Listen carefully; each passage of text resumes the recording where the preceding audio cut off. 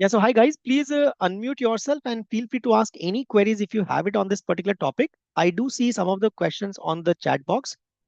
Palash is having is any advantages or disadvantages of everything in the software? Um, Palash, honestly, the question what you're asking me is that is there any disadvantages of running the workload in the cloud? See, I'm not talking about public cloud, private cloud, hybrid cloud.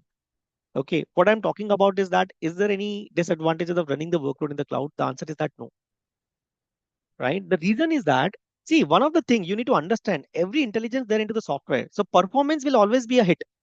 That is the only thing.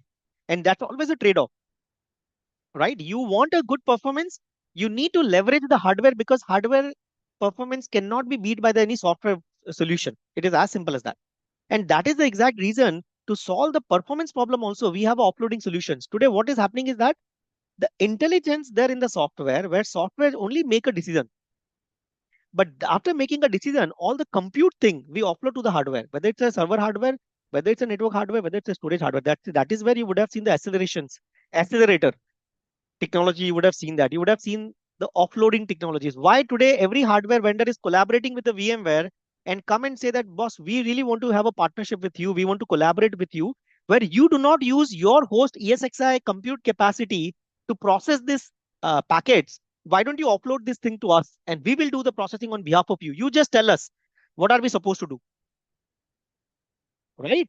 So I think that is what the only thing is. So I won't say it's a disadvantage. That is the architecture basically, Palash. The advantages are, I would say there are 99 advantages as compared to the speed, the agility. It is not possible without SDN. Not possible at all. Now, Palash is having another question. Intelligence in hardware is better or the NSX? No. See, intelligence in hardware is better if you're talking about 30-year-old solution, because then you need to buy the intelligent hardware. And if you buy the intelligent hardware, you're paying the cost for that. Right? Today, what the industry is seeing that, why do you need to rely on that? See, today, let me ask you one very basic question. If you're ever aware about AWS, Azure, Google, any cloud platform, you take it up.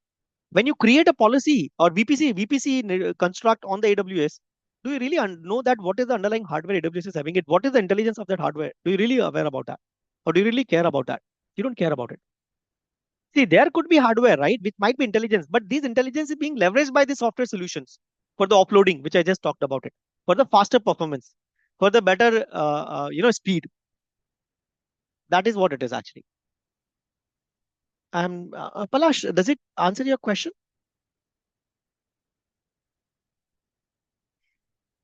Okay. Okay. I hope it answered your question. Okay. Anyone has any more question, guys, before we move on to the next module of our discussion? Okay. So silence means I assume everyone have a understanding at least of the SDN, right? What is the SDN is all about.